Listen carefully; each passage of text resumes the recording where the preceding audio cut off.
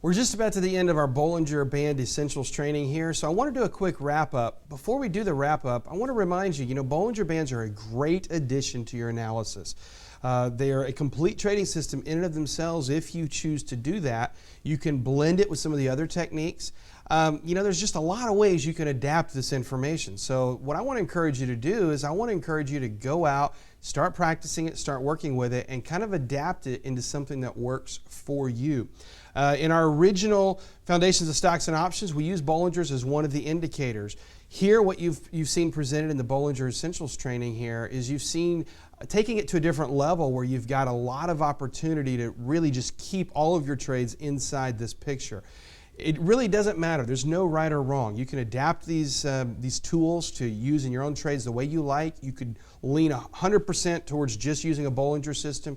You could use it more as kind of a light confirmation like we've used it in Foundations. However you choose to use it, it's going to work well for you. And they're great tools. And I really encourage you to dig deeper than just watching these videos, but actually go out and practice it and try it. So as we start to do a wrap-up, let me kind of give you some highlights here. Bollinger Bands provide a relative definition of highs and lows, as opposed to an absolute definition of highs and lows. When we look at support and resistance, that's a very absolute. When we look at drawing channels, we look at some of the other tools that we've used in other classes, those are very absolute definitions. What makes Bollinger's unique is it's very relative, and so because of that, there's a lot of flexibility with the Bollinger tools.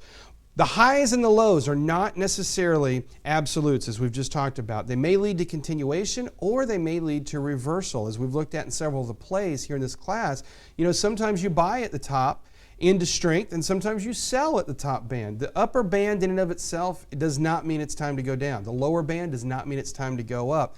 They can work multiple ways. What the bands are doing is giving you that relative definition of highs and lows. Another benefit of the Bollingers is they can be used to help clarify our patterns. Remember, our Bollingers are built on the simple moving average. You don't want to plug the exponential in there. All the deviations are drawn from the simple. So you want to use your simple moving average. The basic setting is a setting of 20 with a standard deviation of 2. You can adjust that. We've given you some examples of what you can adjust that to, or you can play with your own as well. Remember, the averages outline the intermediate trend. So when you look at the Bollingers, it's outlining more the intermediate trend, not the minor or the primary level trend. You can use Bollingers across multiple time frames. So if you want to, set up a trade on the daily chart, then go into an intraday chart, look for a confirmation. That's one way you can do it. I know some traders who will set up 3 different time frames, and when they get the same signal in all 3 time frames, that will be their entry into the trade. However you choose to use it, you can do so. Bollingers are used as a relative framework. Instead of going and charting your stock from scratch and building that full framework like we teach in Foundations, you can use your Bollingers as a very relative framework. That's one benefit that a lot of people like. Remember, there's 3 main plays. We've got the squeeze play, the trend trade, and the reversal. And of course, inside the squeeze play is the head fake, which is a very important distinction there.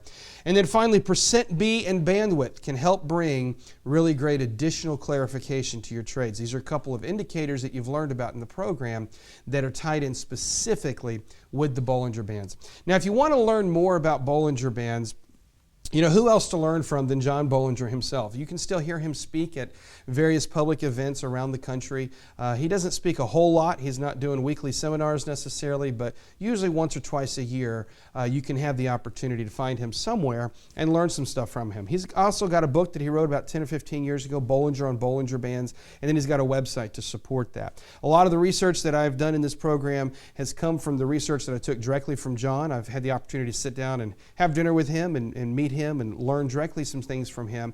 I've referenced his book quite a bit, and if you guys choose to do so, that would be an additional resource for you as well. The best resource, though, for additional information is going to be you as you go out and you start practicing this stuff on your own. The best learning that I've ever been able to pull into my own trading here is whenever I take the principles from a book, take the principles from a website or from videos or whatever, and then I go actually do it. You're never going to go find the video that's going to give you the skill set. You're never going to find the book that's going to give you the skill set. The way you get the skill set is to go out and practice, practice, practice. And so that's what you need to do as you start to learn to be a perfectionist and an expert at working with Bollinger Bands. With that in mind, let's do some homework here. Here's your homework. Review the videos. You've got 4 classes and several videos to review. Start back trading, do the trader condition process on each method. That would be each of the plays that we've talked about here. Start with one. I really encourage you to start with one. Start with the squeeze play. Start with the trend trade, the reversal. Pick one and get really good at that one and then expand. If you come in here and you start trying to learn how to do a Bollinger trade system here and you try to be a perfectionist at all of them, you're just going to be really frustrated and you're not going to be able to master any of them. So start with one and then perfect that one and move on. And of course, as always, with all new trading systems, virtual trade it first. Virtual trade the trading systems first. Prove it to yourself. I suggest a minimum of 10 virtual trades so you can start getting a statistic.